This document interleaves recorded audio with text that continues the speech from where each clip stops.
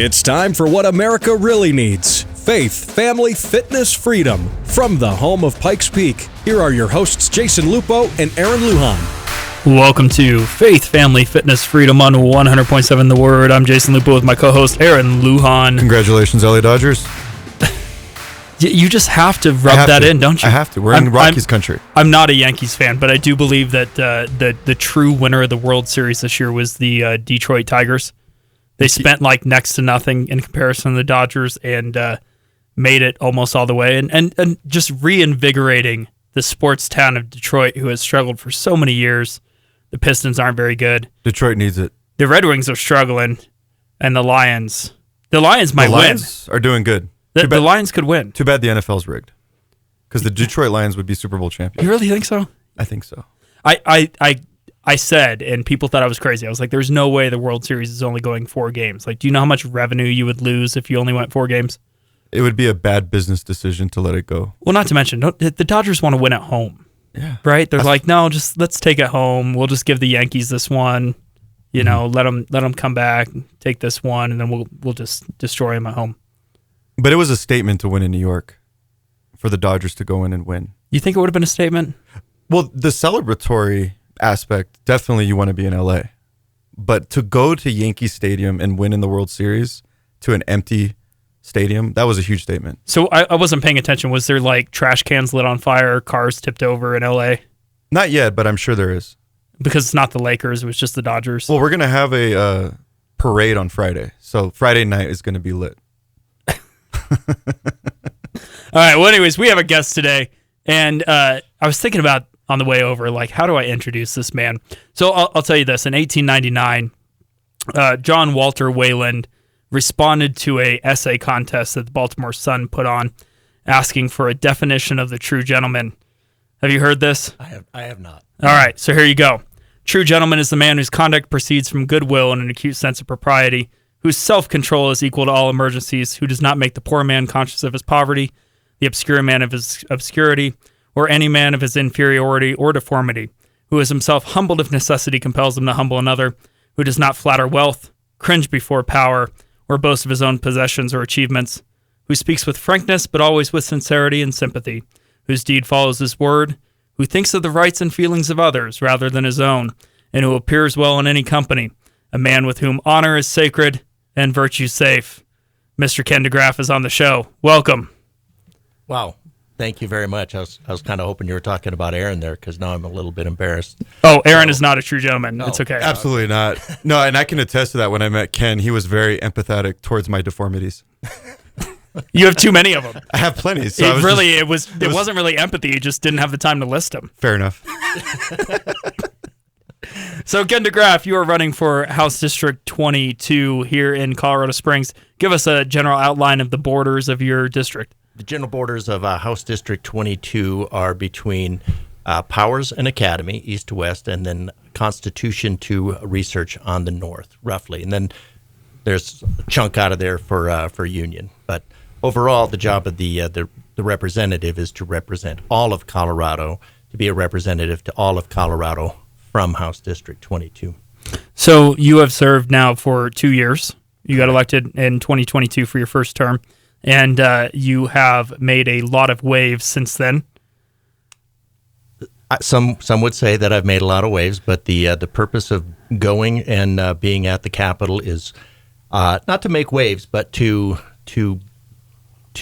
be on the line and fight to defend people's rights, life, liberty, and the pursuit of happiness, so that we can get back to the constitutional form of governance. Our legislature is too prone towards legislating and not enough representing. So I think we need more people representing rights instead of legislating away your liberty and prosperity. Yeah, and silence is approval. And so if you're silent and you're not speaking out, you're essentially approving it, regardless of voting, right? Like, there's too many legislators that will go, well, I voted no on it, but, well, did you actually take a stand? Did you actually do anything about it? Did you actually make a statement? Did you testify? And I think when we remain silent for too long, we are giving our approval and authority to the wokeness, the radicals, the far left who just want to push through whatever they want every single legislative session. Absolutely. The in the Gold Dome cesspool, as I call it, there's quite a bubble on the left, and they would say the same thing on the right.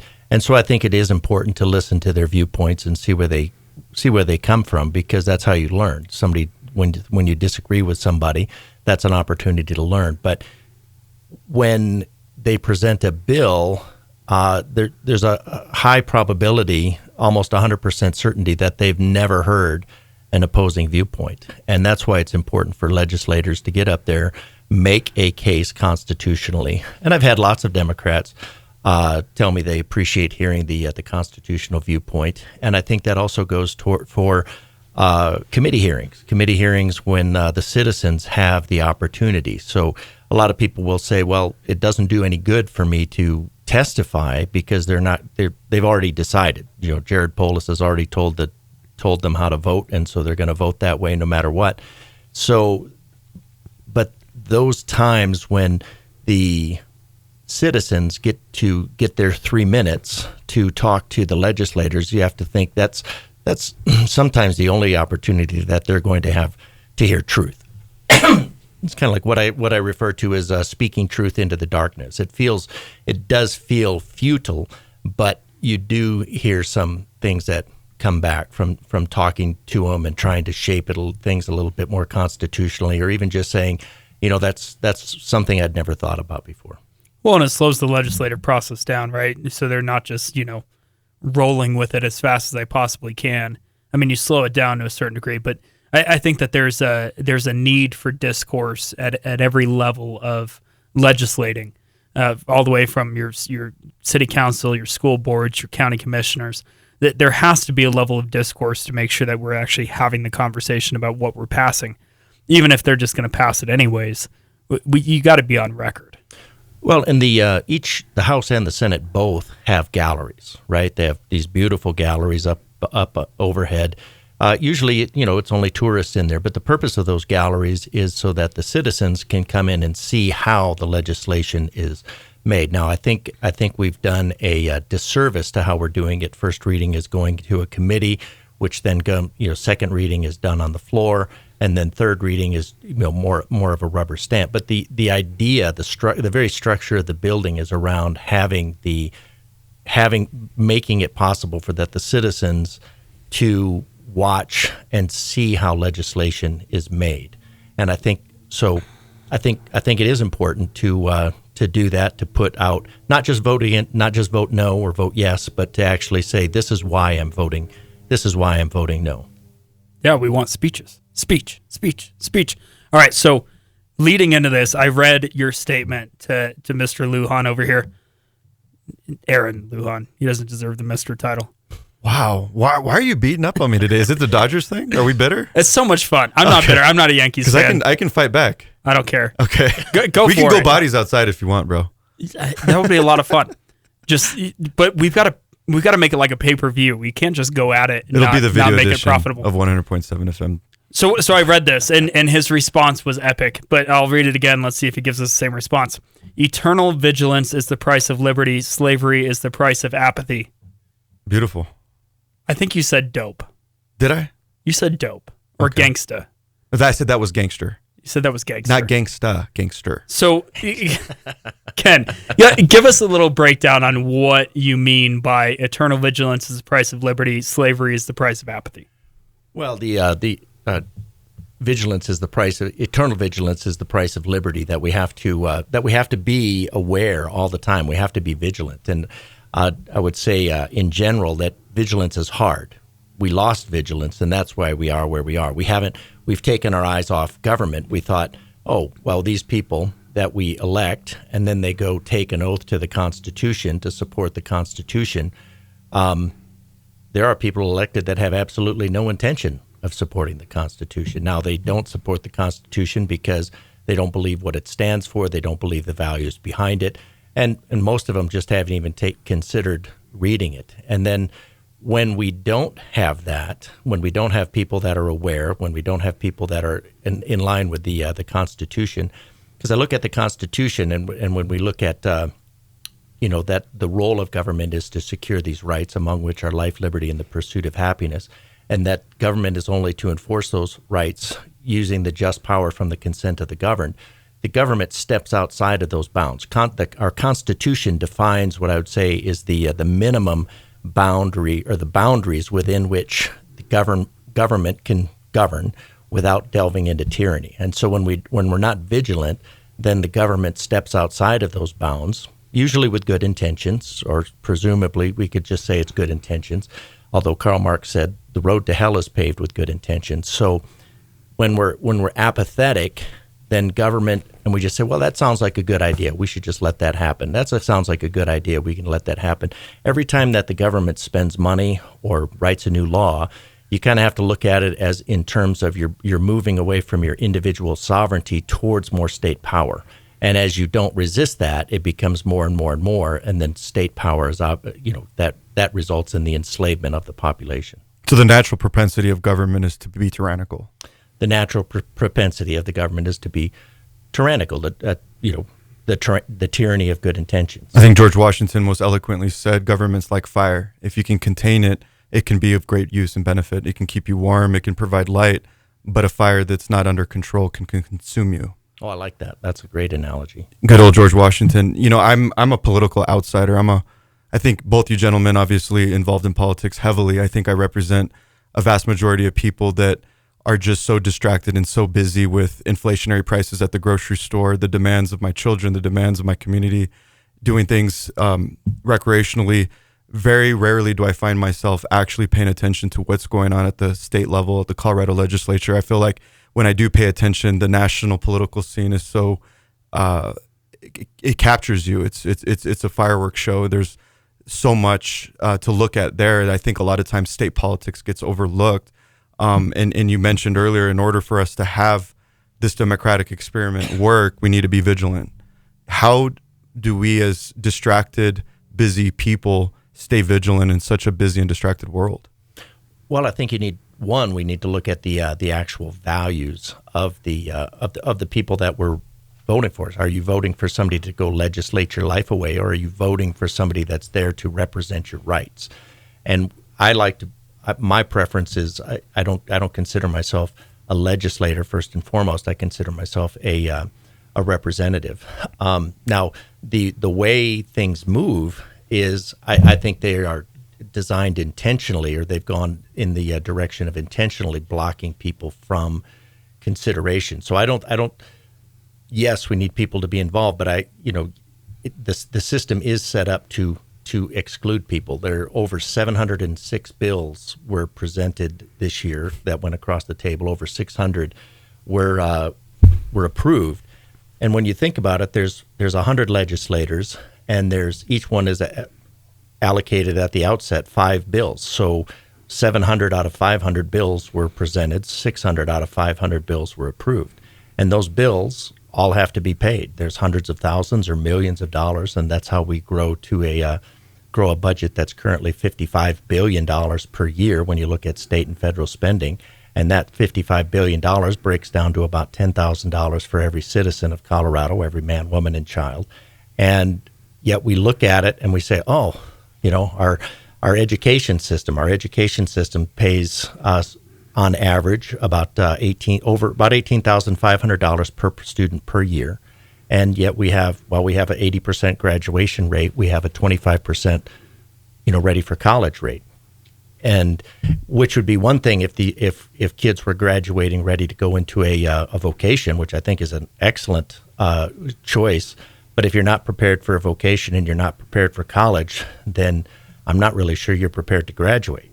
Fair enough. So, and then we have roads that are crumbling, and so these things that we consider priorities for our government are kept low in the list of things to do because they're not funded prior to everything else. Just like law enforcement, we've gone from number 21 to number 3 in the in crime, mm-hmm. right? In violent crime, and I think we're close to number 1 if we're not number 1 in vehicle theft. So we're paying all this money, and we have a system that's not representing us. So we do need to be involved. The system is designed to block you out, and just and grow. And it's the what I say, the Leviathan of state is a hungry beast, and as it eats, it grows, and we the people are the menu.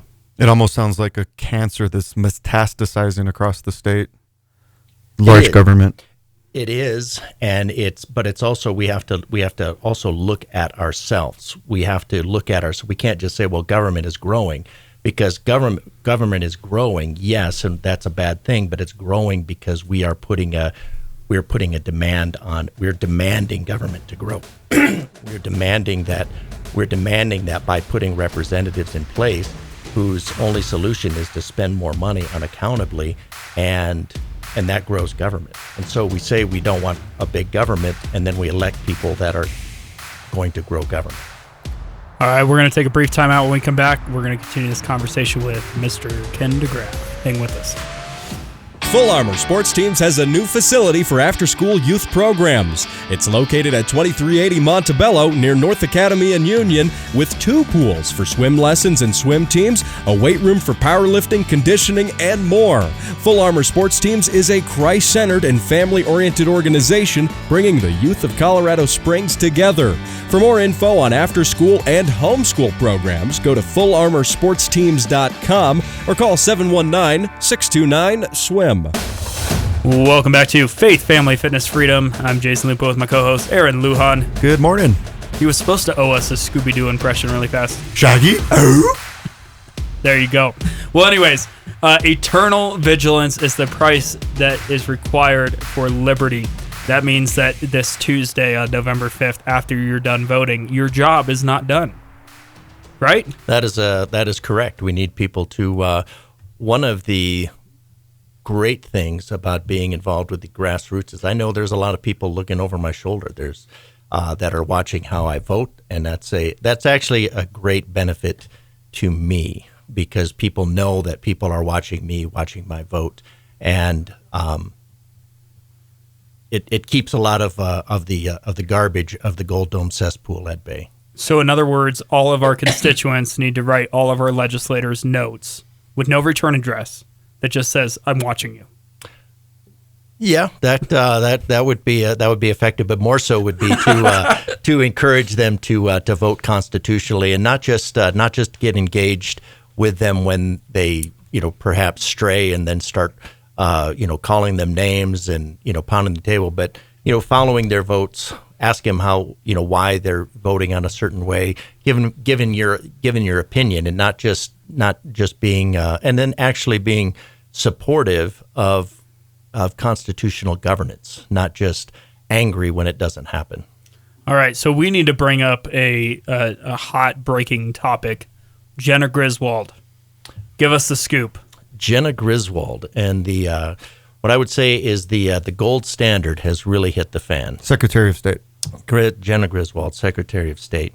So on the Secretary of State website was a spreadsheet that was posted, and in behind that spreadsheet there were a couple hidden tabs, and one of those tabs was unhidden, and on that tab, on that page, were about 600 BIOS passwords for the systems that we have running our elections, that the machines, and I don't know what all machines that they've gone into, but this is 600 BIOS passwords. Now, part of Jenna Griswold's lawfare against Tina Peters was that Tina, as I understand it, as she was doing forensic images and all that, at some point she revealed part of one BIOS password, which the Secretary of State's office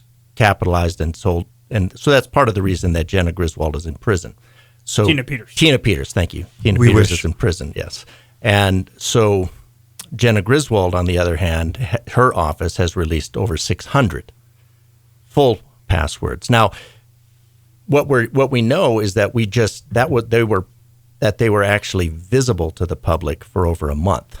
Now, those passwords were likely on the website before, just in hidden tabs, which means they really had about the security of a package on your front porch, maybe hidden behind a planter. The only person that's not going to come get it is, it discourages the law-abiding citizen. But for somebody that, for any country that is looking to exploit our electoral system, the Secretary of State website is going to be a place they're going to look. They're going to try to go through that. They're going to try to get into the spreadsheet. They're going to try to get into and at first the BIOS passwords were just explained to me as it changes the settings for software and hardware. But one of those software and hardware settings that you can change is it would allow you to access a USB drive. So with the BIOS comes up. You enter the BIOS password. You make some changes. You tell the computer to boot from the USB drive instead of the hard drive, boots from the USB drive. Now whoever has the USB drive and the BIOS password is in 100% control of the computer. So they can make administrative changes. They could provide a backdoor. They could program in a backdoor. They can change passwords. They could create backdoors for remote access. So when it comes back online, and they would have access, as I understand it, to any unencrypted data. And that's why for a forensic audit, that all data is supposed to be maintained. And it's really, if you look at the voting system standards of 2002, it really reads like it should be maintained on the computer, including the operating system, including every single error message. And reading through some of the Secretary's attorney's letter that he resent to me recently is that they delete a lot of those files that would actually do that. So now there's a push to do a trusted build into these systems to get them rehacked. But really what that would do is it would destroy a lot of evidence because we don't know the extent. I think right now we have to look at these systems and say they are compromised. They are compromised. We don't know the extent to which they're compromised. And if you go in and do a trusted build software, all you do is all you're doing is getting rid of all the evidence of whoever did tamper with the system. So in my opinion, they should be unplugged, wrapped with crime scene tape, and then gone through in a forensic process. They're trying to soft sell it. Jenna Griswold is trying to soft sell it by basically saying she only gave away 50% of the security of our electoral system. But when you look at it, it's really closer to 100. We have anytime you have systems like this, insider attacks are a huge factor. So when she says, well, we have 24/7 security and locks, it's like, well, that's what insiders do. That's where you get insider attacks. So you'd have to review 24/7 footage, all of and then all you'd have is maybe an indication of who could have done it. So, in the break, Aaron mentioned that maybe we should just have a prisoner swap. Let's get Tina Peters for Jenna Griswold. I'm 100% behind this. Let's do it. I don't know how we make it happen. Well, if Tina Peters gave, say, half a BIOS password and got 30 years, and I think 9 years total, and Jenna Griswold's office released 600, that's 1,200 times greater. That's 1,200 times greater offense. And this is during an active election. Tina Peters was after an active election and doing what, as best as she could tell, is her due diligence as a clerk. And if you want to, her story is great to understand. TinaPeters.us. It's a great way to learn about that. Why is Jenna Griswold above the law? Jenna Griswold, I think, technically should not be above the law, but for the same reason that Tina Peters was kangarooed into prison for 9 years, we have a Department of Justice that is also, I think, has also been compromised ideologically. All right. Well, we have just a few seconds as we're closing up here. We want to thank you, Mr. Ken DeGraaf, for coming on this show. I'm sure we could have this conversation for like 3 hours, and maybe someday we will. But give us just brief, how do we find more information about your campaign? How do we volunteer? How do we give? Well, the easiest way to go is Ken DeGraaf, 4, HD22.com. DeGraaf is DeGraaf, And then we're also populating a new website, DeGraaf, DEGRAAF, 4 Colorado.com. And if you can't remember those links, just go to faithfamilyfit.org. You can find them there. Thank you for joining us today. Join us every Saturday at 9 a.m. on 100.7 The Word.